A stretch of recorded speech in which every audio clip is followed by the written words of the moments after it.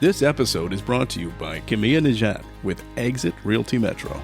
Camilla Najat is an experienced real estate agent who prides herself in finding the perfect home for her clients.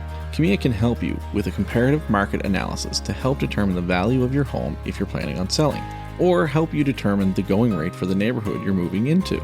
She can also work with you at your pace.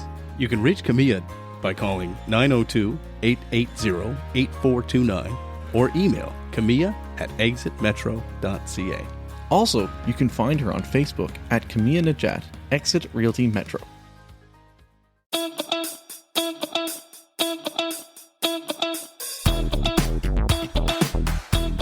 We're all doing IPAs. Oh, look at us. Here we go. A bunch of weird. Cheers. Cheers. Cheers. I'm Mike Tobin. I'm Matt Conrad. And who do we have with us today? I am Cody Lightning. Danse, everyone. Dante. So, Cody, I grabbed this beer, man, because I watched your movie, Cody, Hey Viktor, and it's called Alternate Reality. Right? You kind of played an alternate version of yourself with this movie, so I thought it'd be an appropriate one to pick. Cool. I grabbed a dirty, filthy pig because that's who I am. Oh, right on. Where's that from? Parallel. Yeah. Brewing company, Vancouver, BC. Oh, cool. It's good. And what do you got, Matt? I got Breton Brewings. I got their Angus IPA. So they're Black Angus. So yeah. Cape Breton Brew. Nice. Oh yeah. Pretty solid. Drinking out of my Stein. You gotta get going, right? But yeah, so honestly, Cody, thanks for taking the time to talk to us today. You are officially our first video podcast. Oh, There you booyah! go. What's up, baby? Hell yeah! That's so Oh, dope. yeah. Exactly. Normally we sit down, we're sitting at a table and we're cheersing all in person. So the fact that you couldn't be in person, this gave us an opportunity to actually do this. So we appreciate it because this will be really great. And you have a movie that came out. Yes, sir. Coming out March 15th. It hits theaters. Hey Viktor. So we had our world premiere at Tribeca Film Festival in New York last June, and then we had our Canadian premiere at TIFF. So two of the biggest festivals in the damn world showcased it, which is insane. And then it's been going around to a bunch of different festivals in the US and Canada. Next week, it goes to New Zealand for the Maoriland Film Festival, and then it's also going to France. I can't make it to those, unfortunately, but it's having an amazing festival run. We've had so much positive feedback on it. There's been not one negative review, feedback, anything like that, or that I know of. Even at our Q&As, which it's like, well, let's see if there's someone that didn't like this joke or that joke or whatever that might say, I didn't really get this, why would you do that? And it's expected, but we didn't get any of that. No. It's people love it. You know what? Actually, what I liked about it, and Mike actually kind of even set me up for this a little bit because he watched it before I did. Is sometimes Canadian humor can be a little on the more politer side, I guess. And you went right for it. Like this was as raunchy or as hard in the paint as you can sometimes go without going too crazy kind of thing. It was a right? very unafraid movie. Yeah, 100%. Yeah. Love that. Unafraid humor, which we both appreciate. Yeah, well, and so people ask what were some inspirations, all that stuff. I'm a big fan of the Trailer Park Boys and FUBAR, TV shows like The Office and Parks and Rec. So that style, that really gritty style of shooting. We had two cameras going at all times, so we were able to capture really the shakiness and the zooming in on certain things like that. And I grew up watching or listening to the Jerky Boys. I don't know how big that was up here in Canada. Oh, yeah. But yeah, the Jerky Boys, a prank call. So my brother and I, before caller IDs were around, we would go through the yellow pages and prank call and, make stupid voices. And that's, we grew up, we were dorky, troublemaker kids. And so that's where a lot of our humor comes from, especially. How do you grow up? No, I was going to say, how do you grow up calling people, prank calling when people might recognize your voice from, when you were like acting as a child. They might be like, hey, I think Victor just prank called me. Well, it wouldn't be like, put on a Punjabi accent, like, hello, can I talk to you for 2 minutes about something like that, or along the lines of like, hey there, Flapjack, what you say to with your delivery boy there? He dropped off the pizza pie, 2 hours late. We don't know. We would joke around with like silly voices constantly. So I would never use hi, my name is Victor from Smoke Signals, and I'm wondering if you have a minute to talk about toilet seats. So I got to go back and watch Smoke Signals, man. I haven't got a chance yet. I want to. I don't know if I've seen it or not, because it came out at a time where I probably did see it. I might not have remembered it, but yeah, probably. Movie. And we made Hey Viktor so that you technically don't even have to watch Smoke Signals to understand the references. Right. But one cool thing is that Smoke Signals was an independently made film. Mm-hmm. It premiered at Sundance Film Festival. It won Sundance that year, and it got distribution, and it was in theaters. That's the first time, I believe, unless I'm wrong in that, but I believe that's the first time that has ever happened to an indigenous project. Indigenous director. Because everything... all indigenous actors. Yeah, I read about it. It's pretty cool. Everything that came out was like Dances with Wolves and all these other projects, Leathers and Feathers period pieces that were by these big motion picture production companies, that weren't indigenously run, so to say. And then our project, we made it independently. We got distribution, and now we're in theaters. So it's like a cool part of history repeating itself in a freaking awesome ass way, man. Right. And it talks to today's audience too. I loved your character was really honest in it, man. I hope people watch this. I just loved how unapologetically raw he was and how terrible he was. At the same time, you liked him. There was something really endearing about him. You were rooting for him, even though he was a complete loser. But it was awesome. Did you get a lot of that from yourself? Because you wrote this, directed that. Did you just take yourself and kind of twist it? Yeah. So it is a fictionalized version of not just myself, but the other cast members as well. There's some truth to it though, like any character in any movie. And how I look at like acting, it's like how can I incorporate who I am personally into a character? And when the character is me, bing. So I'm not that rank of an alcoholic and psychopath. You had an intervention. Should we be drinking? Oh my God! Yeah, the intervention. Yeah. But yeah, so I wore a lot of hats on this film, but it was the reason we had it that way is for the context of the film, because in the film it's written, directed, starred, edited, Cody. So we just thought it'd be funny for me to actually have that for the actual film. The directing part of it is I am the director of this film, but it is a team effort. I had my first assistant director, Carly McTavish, and I had my executive producer, Samuel Miller, right there with me at all times.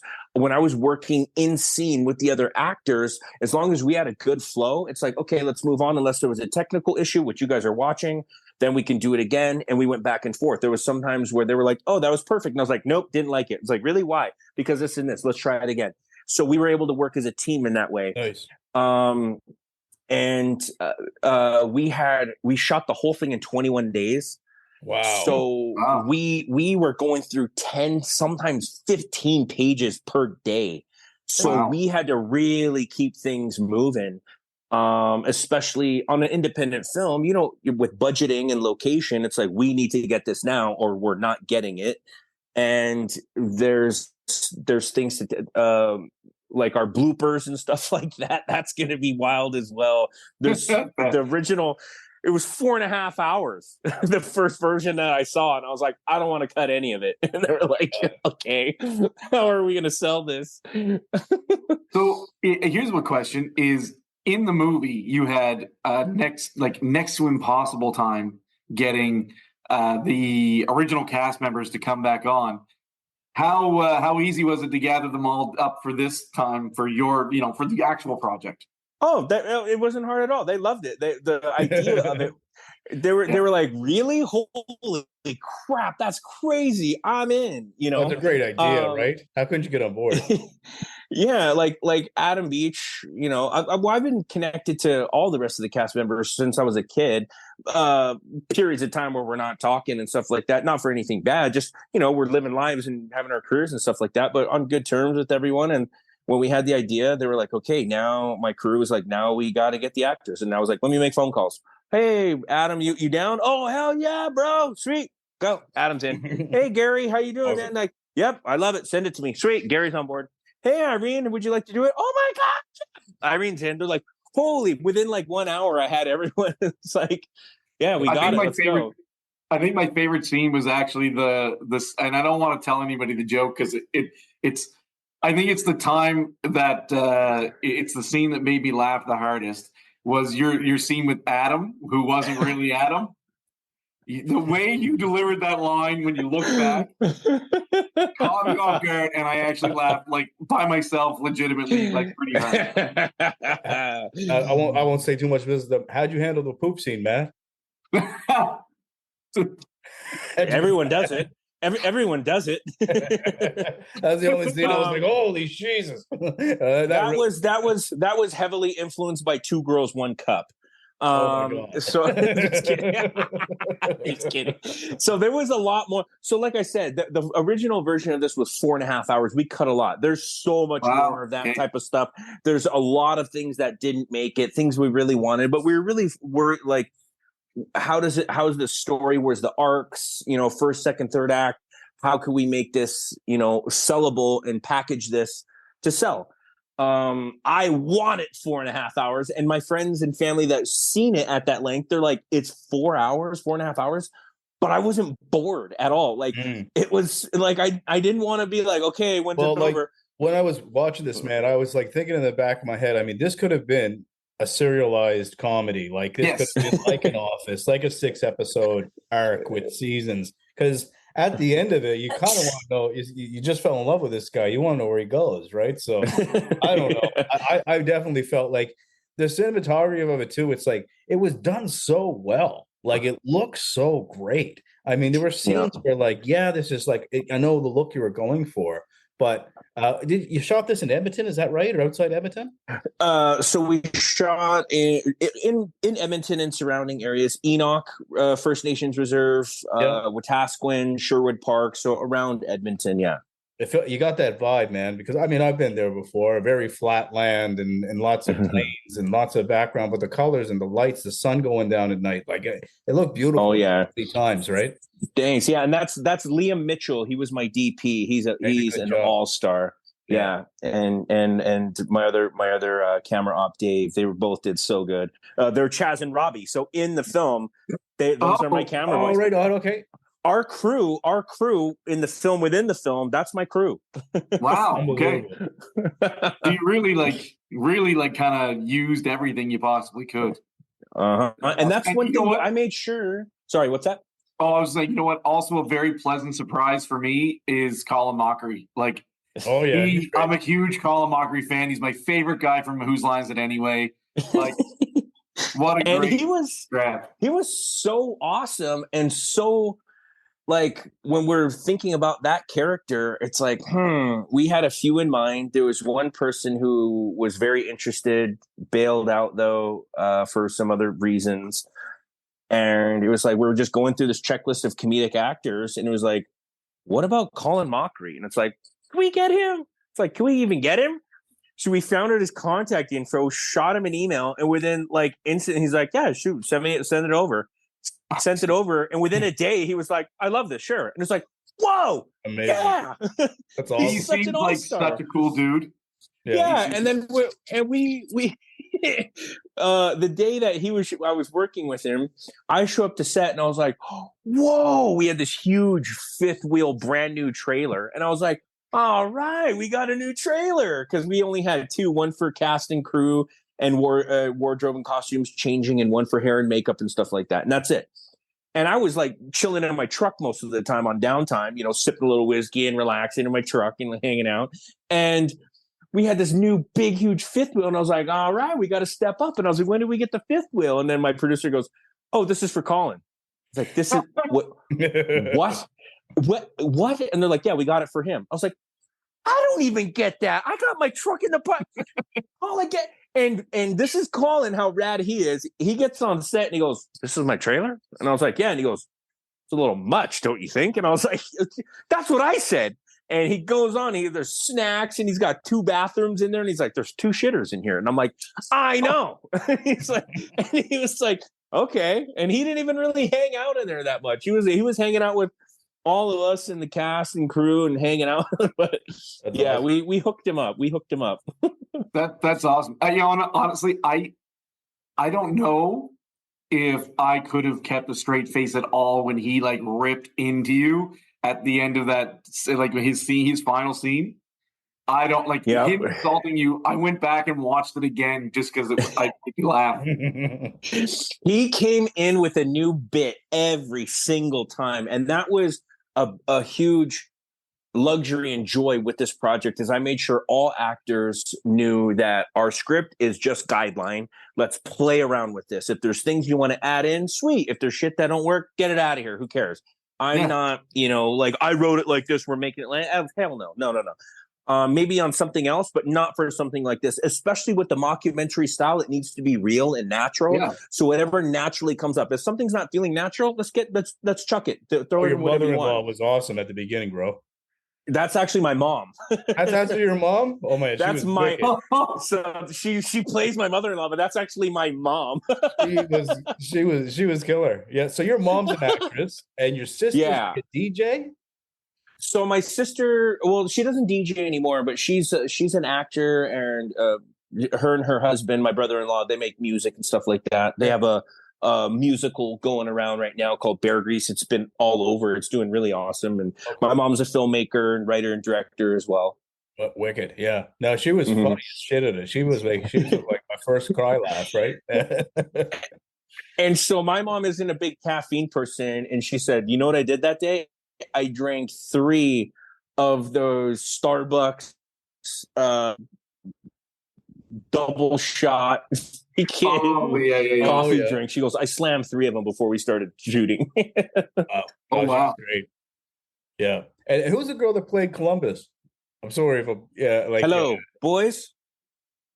Yeah. Boys, are we there? Yeah. Oh shit, we lost him. I hear him. Oh, you're on. Oh, there you go. There you go. Cool. Okay. There we go. Was that my internet? I hope it wasn't my internet because it's all right. Doesn't matter. It's all good. Columbus. Who was the girl that played Columbus? She was amazing too. Oh, Columbo, Kate, Hannah Cheeseman. She's a freaking all-star, man. She was so funny. So, dude. So with that character, we left that character open, the jokes, for whatever ethnicity we cast. We auditioned First Nations, women, white, Black, Hispanic, Armenian. We auditioned like 100 different, a huge range. And we left the jokes open to whoever we cast. And Hannah just knocked it out of the park. And a huge thing right now are pretendians. It's a huge thing. Right. Non-Indigenous people saying they're Indigenous, getting Indigenous funding and all this stuff. And she was like, I'm 100% on board with that. That's hilarious. And she owned it. And she's so clever. She's a writer and filmmaker herself. So she was able to add so much like juice to that character. Man, so that was one joke that I like. No, I can't give it away because it's too good scene. But the joke about her at the very end after she did the ancestry or whatever, like honestly, was too good. Yeah. But I like the specific celebrity that she was related to.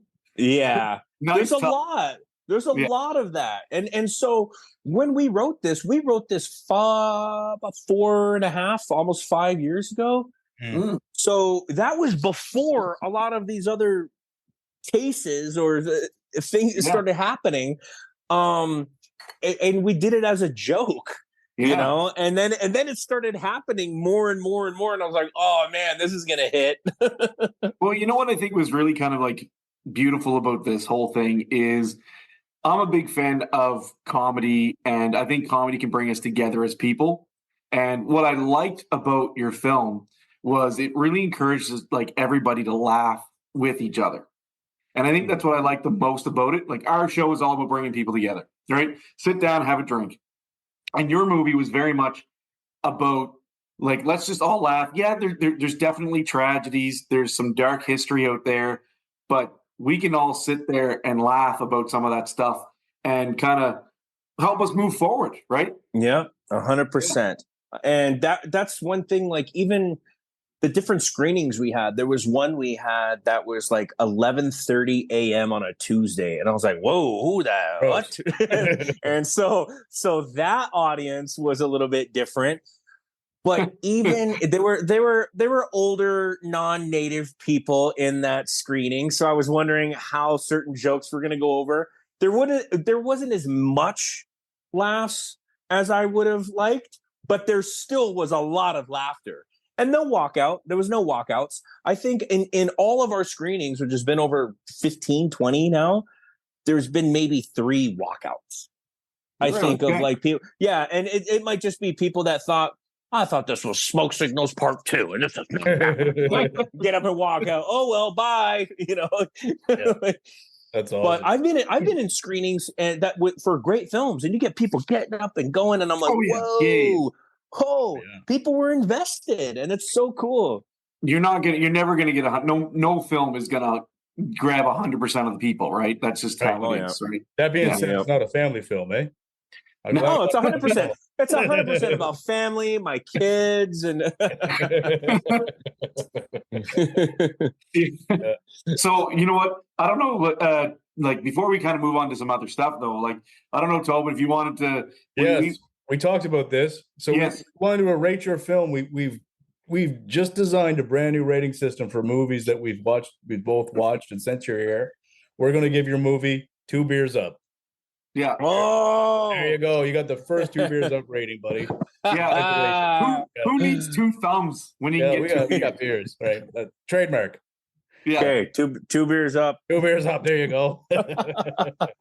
So one of the other thing that I wanted, like, you took a long time off from acting. Like, what kind of inspired you to like kind of, back in 2007, I think is one, and then you had a long gap of like, I don't know, close to a decade or something. Well, so it wasn't. I was doing a lot of short films and independent films, so it wasn't a full break. But I just wasn't doing the stereotypical, cliche living in LA, auditioning 3-4 times a week, going to like doing the whole LA actor lifestyle. I checked out from that because that's what I didn't like about it. And so I moved from the age of 15, I moved to Boise, Idaho, and that's where I was living. And, I was just being a kid, being a teenager, snowboarding, backpacking, hanging with friends and doing that. And then randomly I'd get an email or a call like, hey, man, we have this really cool project. We think you'd be good for it. All right, cool. And then I'd get to go and do this other project. So I was able to work from wherever I was. I didn't have to be in Los Angeles or New York. But then I ended up moving to New York for 3 years. I worked on a few projects there. But my work was never like 3, 4, 5 projects a year. Like I wasn't busy with it. It was like one thing per year. I was helping friends. I was helping upcoming filmmakers to be a part of projects that were really like I can like have a heart in, Yeah. Not just getting hired for the job or it was more heartfelt. I did a film with Sterling Harjo called 4 Sheets to the Wind. That was amazing. Another project, Craters of the Moon. A few projects that were more heartfelt. Craters of the Moon was Jesse Millward. He was a friend of mine. He's from he lives in New York, but he's from Idaho. But like people were contacting me to offer me things or get me to audition for things that they felt were suited for me, not just like, here's 7 different characters, see which one you get, and boom, now you got a job. Like it was never a job. This career has never been a job for me. It's been stuff that I'm passionate about. Right. Yeah. And so now, but the thing is I wasn't getting put out for comedic roles. I was playing, depressed teenager in a psych ward. I was, psycho husband trying to kill his wife, like, coming of age, shy, timid teenager who's becoming, an adult. Like, it was never comedic. And all my friends that I know, they were like, Cody, you are constantly joking around. Why aren't you getting? And I'm like, I don't get put out for that. So I said, fuck it, I'll make my own. I saw Echo before I saw this, eh? So before I interviewed you, I already watched Echo because I'm a huge Marvel nerd. So I had seen the show. And like you were like a comedic light immediately in that show. Almost like a sigh of relief. I was like, oof, this guy's so chill and funny, right? But I felt like that show was cut short a little bit, right? Like I felt like, I felt like you must have had a bigger role in it because you had such a great episode with her when you were the ride along in the truck, and then you just kind of, it was kind of disappeared after that, right? I felt like there must have been a bigger show there that they kind of cut. Yeah. Shoot, with Echo, I'm not sure what I can talk about and not talk about. I have some stuff there that I can and can't talk about, but you are right. But with any project, there's things that don't make the cut that get taken out, and some things that stay. There was some scenes that didn't make it in.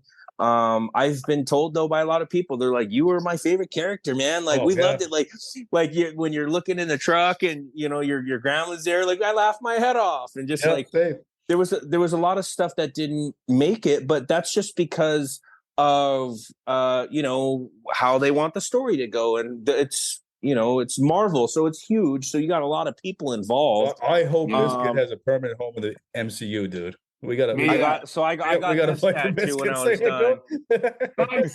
Nice.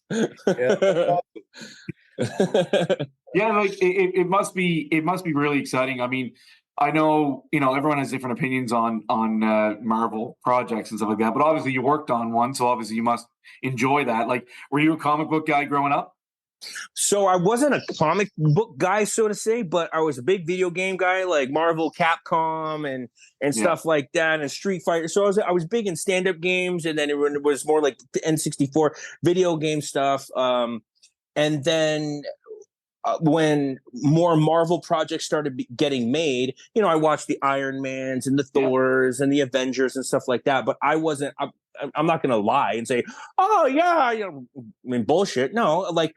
I love the Marvel stuff and the comic book stuff, but I wasn't like religious to what's out now, and like I wasn't that invested. But once I got in the MCU, I was like, I got to start doing a little more homework and a little more research, so you look like a schlub when people are asking me certain questions about stuff. I mean, and a lot of my friends are comic book dudes. They're all.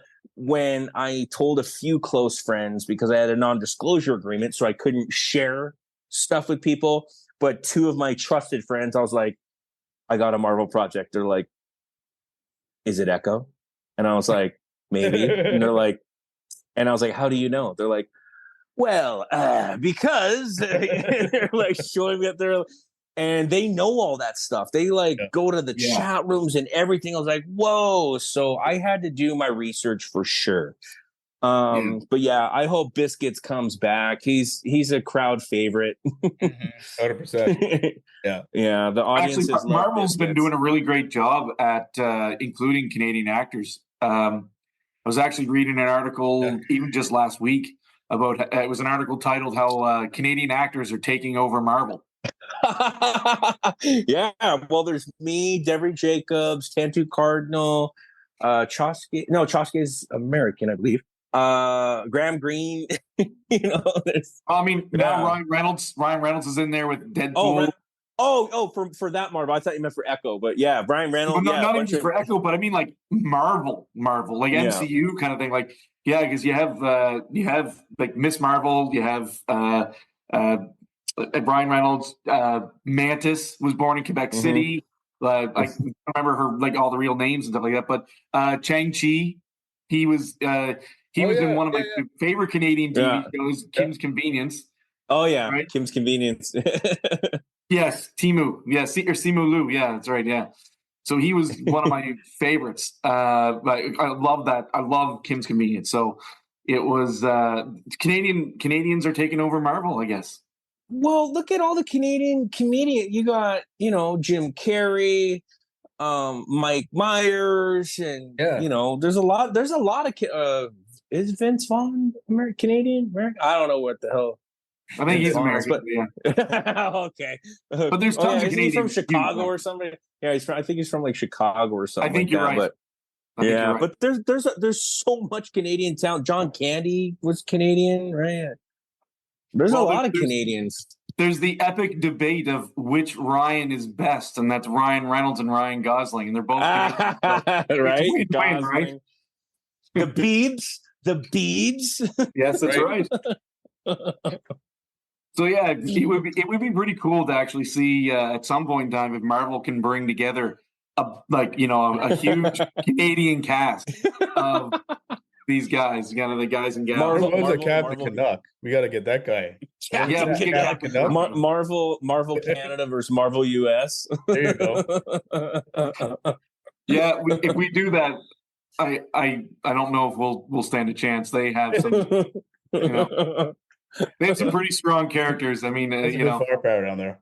Yeah, there's a lot of firepower with Doctor Strange and stuff like that. But whatever. So, any other projects coming up, man? Yeah, what's coming up next? So I wrote my next script. It's an indigenous hockey film. In Canada, Canada's huge with hockey, especially in Alberta. And I've coached hockey for 6 years. I've played for about 10 years now since I've been back in Canada. But I grew up. I played hockey for a couple of years when I was a little kid. But in Los Angeles, to play ice hockey, it's expensive. We couldn't do it. My mom was single. So we gave up ice hockey. We played baseball and football. And then when I came back to Canada, got back into hockey again. And I've coached, played, like I said, and just with the dysfunctional reserve humor that I talk about heavily and the coaching aspect in the play, I want to make a really gnarly, crazy for sure. youth hockey film. That'd be great. Probably like ages 16, 17-year-olds. And so I submitted that script for funding a couple weeks ago. So fingers crossed that we get our funding for that. That would most likely shoot next winter. And then other than that, working on a short film with another friend this summer. Just, staying busy where I can and collaborating with people and trying to help friends get their projects up and going. That's beautiful. There's a few indigenous NHLers that former or before that actually you might be able to snag for a project for a hockey indigenous film. That'd be cool. There's a few that we have in mind. There's also my buddy Jordan Quarterpat, who played professionally, and then Harlan Kingfisher, who has the company Smudge the Blades. They're going to be with us, and then there's a few ex NHLers that. I can't spill any beans right now, but it's in the works. It is in the works. Awesome. Well, man, if you need a couple podcasters for some reason, just let us know. we could be commentators, right? Yeah, there you go. Put us on the sidelines. Yeah, we'll be in. It was so awesome to sit here and talk to you. We have to wrap things up. We're getting the 5-minute warning here on the thing. But honest to God, if you're ever in Halifax, let us know. Come down and have a beer with us in person. We will definitely do a round 2 with you, right? And, yes. And everybody that's still listening to it at this point, please go see Hey Viktor. Amazing movie. It's funny. If you like good comedy, just having a laugh, you're going to love this movie. 2 beers up. Mm-hmm. 2 beers up. 2 beers up. Yeah. Right on. Matt and Mike, my boys. Thank you guys. Cheers again. One last cheers. Cheers. Cheers.